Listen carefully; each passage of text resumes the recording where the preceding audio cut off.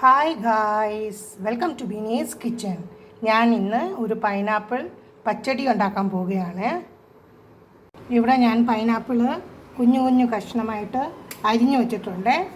ഇതിനകത്ത് ഞാൻ 1 സ്പൂണ് മുളക് പൊടി, 1/2 സ്പൂൺ മഞ്ഞൾപ്പൊടി, കരിയാപ്പില ഇട്ടിട്ടുണ്ട്. പിന്നെ ഒരു 1/2 സ്പൂണ് ഉപ്പ് ചേർത്തിട്ടുണ്ട്.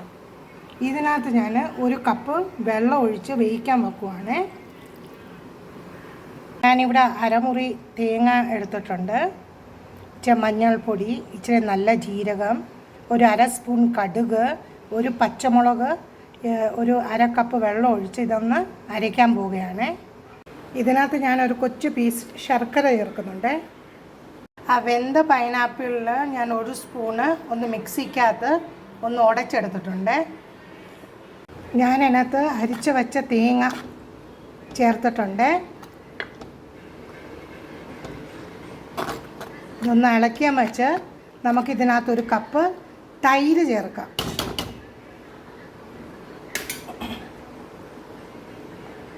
ഒരു കപ്പ് തൈര് ഞാൻ ചേർക്കുന്നുണ്ട്.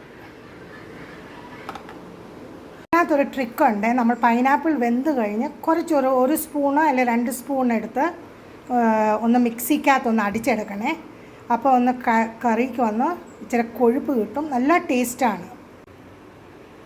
അങ്ങനെ ഞാൻ കടുക് വറുത്തിട്ടുണ്ട്. 2 സ്പൂണ് വെളിച്ചെണ്ണ എടുത്തു, അതിനകത്ത് കടുക് ഇട്ടു, വറ്റൽമുളക് ഒരു 2 ഇട്ടിട്ടുണ്ട്, കരിയാപ്പില ഇട്ട് കടുക് വറുത്തിട്ടുണ്ട്. അങ്ങനെ നമ്മുടെ അടിപൊളി പൈനാപ്പിൾ പച്ചടി റെഡി ആയിട്ടുണ്ട്. Super taste. അങ്ങനെ നമ്മുടെ സൂപ്പർ ടേസ്റ്റ് പൈനാപ്പിൾ പച്ചടി റെഡി. ഇത് നിങ്ങളും ഒന്ന് ട്രൈ ചെയ്ത് നോക്കൂ, അടിപൊളിയാണ്. Thanks for watching my video. Please like, share and subscribe my channel. Thank you.